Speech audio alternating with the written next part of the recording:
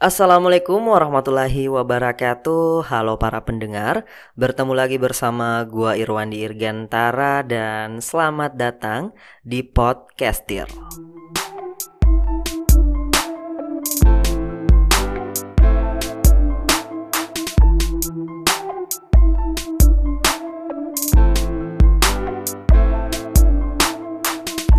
Di kesempatan kali ini, gua mau menceritakan tentang kisah paman Rasulullah Shallallahu Alaihi Wasallam yang dijuluki Singa Allah, yaitu Hamzah bin Abdul Muthalib. Pada suatu hari, Hamzah bin Abdul Muthalib keluar dari rumahnya sambil membawa busur dan anak panah untuk berburu. Sejak muda, paman Rasulullah ini memang hobi dan gemar berburu binatang. Setelah hampir seharian menghabiskan waktunya di tempat perburuan tanpa mendapatkan hasil, ia pun beranjak pulang.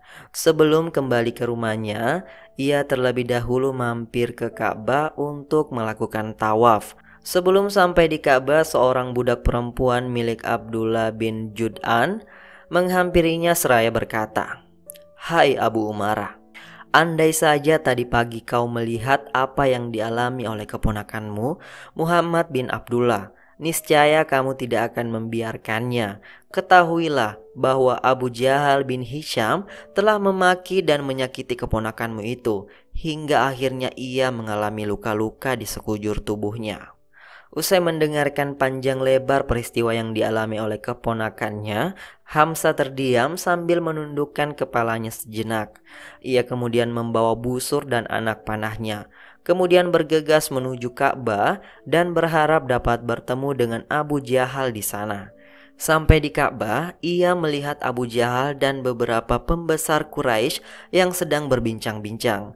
Dengan tenang, Hamzah mendekati Abu Jahal. Lalu dengan gerakan yang cepat, ia melepaskan busur panahnya dan dihantamkan ke kepala Abu Jahal berkali-kali hingga jatuh tersungkur. Darah segar mengucur deras dari dahinya. "Mengapa kamu memaki dan mencederai Muhammad? Padahal aku telah menganut agamanya dan meyakini apa yang dikatakannya. Sekarang coba ulangi kembali makian dan cercaanmu itu kepadaku jika kamu berani," bentak Hamzah kepada Abu Jahal. Dalam beberapa saat, orang-orang yang berada di sekitar Ka'bah lupa akan penghinaan yang baru saja menimpa pemimpin mereka. Mereka begitu terpesona oleh kata-kata yang keluar dari mulut Hamzah yang menyatakan bahwa ia telah menganut dan menjadi pengikut Muhammad SAW. Tiba-tiba beberapa orang dari Bani Makhzum bangkit untuk melawan Hamzah dan menolong Abu Jahal. Tetapi Abu Jahal melarang dan mencegah seraya berkata, "Biarkanlah Abu Umarah melampiaskan amarahnya kepadaku, karena tadi pagi aku telah memaki dan mencerca keponakannya dengan kata-kata yang tidak pantas." Hamzah bin Abdul Muthalib adalah seorang yang mempunyai otak yang cerdas dan pendirian yang kuat. Ia adalah paman Nabi dan saudara sepersusuannya. Dia memeluk Islam pada tahun kedua kenabian. Ia juga hijrah bersama Rasulullah SAW dan ikut dalam perang Badar. Pada perang Uhud, ia syahid dan Rasulullah menjulukinya dengan Asadullah atau Singa Allah dan menyebutnya Syaidus Syuhada atau pemimpin para syuhada. Ketika Hamzah sampai di rumah, ia duduk terbaring sambil menghilangkan rasa lelahnya dan membawanya berpikir serta merenungkan peristiwa yang baru saja dia alami. Sementara itu, Abu Jahal yang telah mengetahui bahwa Hamzah telah berdiri dalam barisan kaum muslimin berpendapat perang antara kaum kafir Quraisy dengan kaum muslimin sudah tidak dapat dielakkan lagi. Oleh sebab itu, ia mulai menghasut dan memprovokasi orang-orang Quraisy untuk melakukan tindak kekerasan terhadap Rasulullah dan pengikutnya. Bagaimanapun, Hamzah tidak dapat membendung kekerasan yang dilakukan oleh kaum Quraisy terhadap para sahabat yang lemah.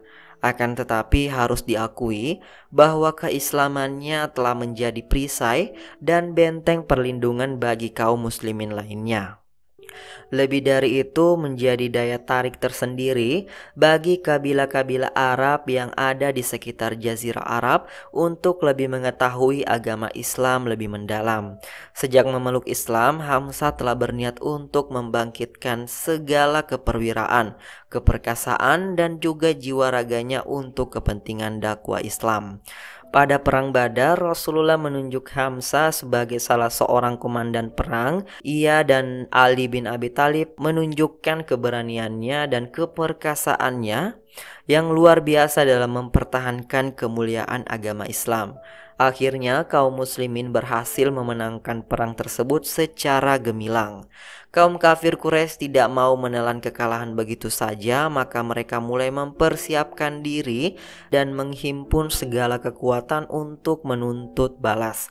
Akhirnya tibalah saat perang Uhud, di mana kaum kafir Quraisy disertai beberapa kafilah Arab lainnya bersekutu untuk menghancurkan kaum muslimin. Sasaran utama perang itu adalah Rasulullah dan Hamzah bin Abdul Muthalib.